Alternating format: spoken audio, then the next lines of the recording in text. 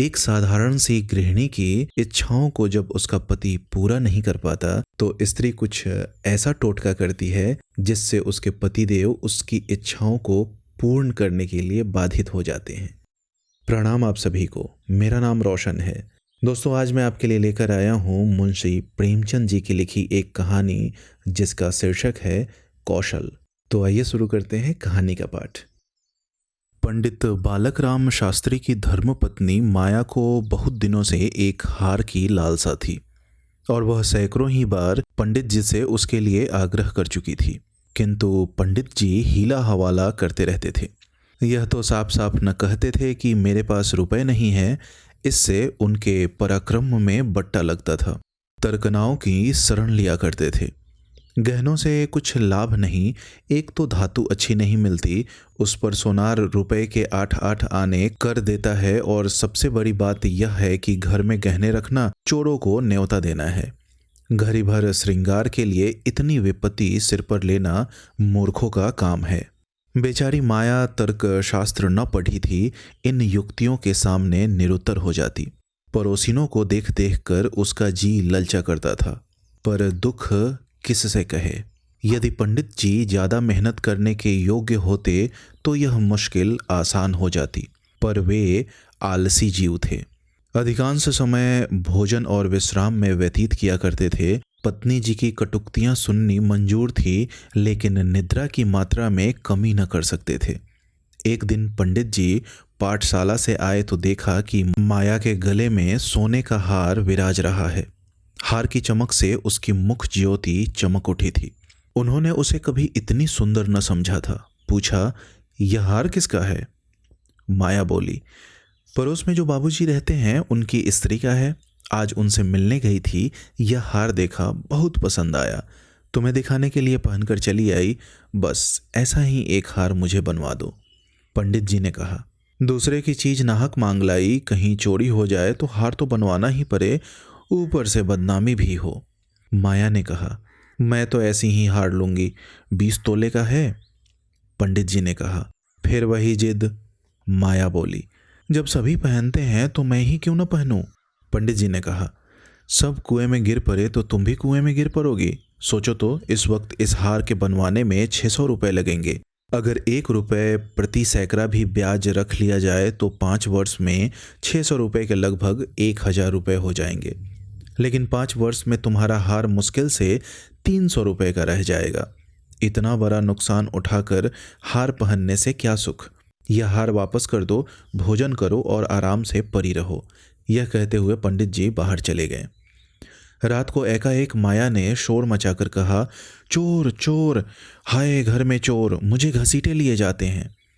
पंडित जी हकबका कर उठे और बोले, कहाँ कहाँ, दौड़ो दौड़ो। माया बोली, मेरी कोठरी में गया है, मैंने उसकी परछाई देखी। पंडित जी ने कहा, लालटेन लाओ, जरा मेरी लकड़ी उठा लेना। माया ने कहा, मुझसे तुम्हारे डर के उठा नहीं जाता। कई आदमी बाहर से बोले, कहाँ है पंडित जी, कोई सेंध पड़ी है क्या? माया बोली, नहीं नहीं, खपड़ैल पर से उतरे हैं। मेरी नींद खुली तो कोई मेरे ऊपर झुका हुआ था। हाय राम, यह तो हार ही ले गया। पहने पहने सो गई थी, मुँह ने गले से निकाल लिया। हाय भगवान। पंडित ने कहा, तुमने हार उतार क्यों न दिया था?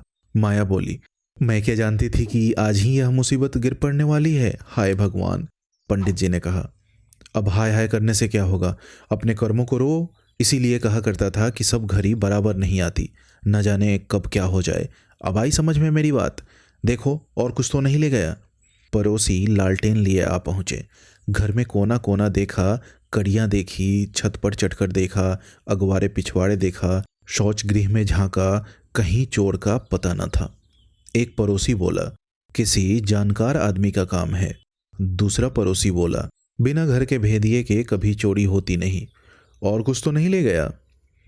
माया बोली, और तो कुछ नहीं ले गया, बर्तन सब पड़े हुए हैं, संदूक भी बंद पड़े हुए हैं।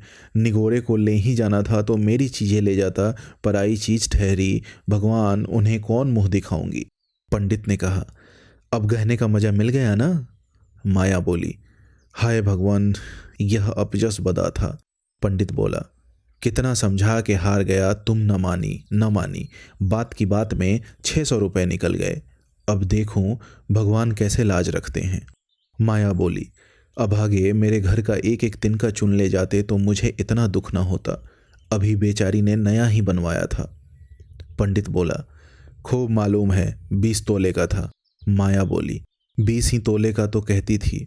पंडित ने कहा, बधिया बैठ गई और क्या। माया बोली, कह दूंगी घर में चोरी हो गई, क्या जान लेंगी? अब उनके घर कोई चोरी थोड़े ही करने जाएगा। पंडित ने कहा, तुम्हारे घर से चीज गई, तुम्हें देनी पड़ेगी। उन्हें इससे क्या प्रयोजन कि चोर ले गया या तुमने उठाकर रख लिया, पतियाएंगी ही नहीं। माया ने कहा, तो इतने रुपए कहाँ से आएंगे? पंडित ने कहा, कहीं ना कहीं से तो आएंगे ही, नहीं तो लाज कैसे रहेगी। मगर की तुमने बड़ी भूल। माया बोली, भगवान से मंगनी की चीज भी न देखी गई। मुझे काल ने घेरा था, नहीं तो घड़ी भर गले में डाल लेने से ऐसा कौन सा बड़ा सुख मिल गया। मैं हूं ही अभागिनी। पंडित ने कहा, अब पछताने और अपने को कोसने से क्या फायदा। चुप होके बैठो, पड़ोसिन से कह देना, घबराओ नहीं, तुम्हारी चीज जब तक लौटा न देंगे तब तक हमें चैन न आएगा। पंडित बालक राम को अब नित्य ही चिंता रहने लगी कि किसी तरह हार बने। यूं अगर टाट उलट देते तो कोई बात न थी, पड़ोसिन को संतोष ही करना पड़ता, ब्राह्मण से डांड कौन लेता। किंतु पंडित जी ब्राह्मणत्व के गौरव को इतने सस्ते दामों न बेचना चाहते थे। आलस्य छोड़कर धनोपार्जन में दच्चित हो उठे। 6 महीने तक उन्होंने दिन को दिन और रात को रात नहीं जाना। दोपहर को सोना छोड़ दिया, रात को भी बहुत देर तक जागते। पहले केवल एक पाठशाला में पढ़ाया करते थे, इसके सिवा वह ब्राह्मण के लिए खुले हुए 101 व्यवसायों में वह सभी को निंदनीय समझते थे। पर अब पाठशाला से आकर संध्या समय एक जगह भागवत की कथा कहने जाते, वहां से लौटकर 11-12 बजे रात तक जन्म कुंडलियां, वर्षफल आदि बनाया करते। प्रातःकाल मंदिर में दुर्गा जी का पाठ करते। माया पंडित जी का अध्यवसाय देख देख कर कभी कभी पछताती कि कहां से कहां मैंने ये विपत्ति सिर पर ले ली। कहीं बीमार पड़ जाए तो लेने के देने पड़े। उनका शरीर क्षीण होते देखकर उसे अब यह चिंता व्यथित करने लगी, यहाँ तक कि 5 महीने गुजर गए। एक दिन संध्या समय वह दिया बत्ती करने जा रही थी कि पंडित जी आए, जेब से पुड़िया निकालकर उसके सामने फेंक दी और बोले, लो, आज तुम्हारे ऋण से मुक्त हो गया। माया ने पुड़िया खोली तो उसमें सोने का हार था। उसकी चमक दमक, उसकी सुंदर बनावट देखकर उसके अंतःस्थल में गुदगुदी सी होने लगी।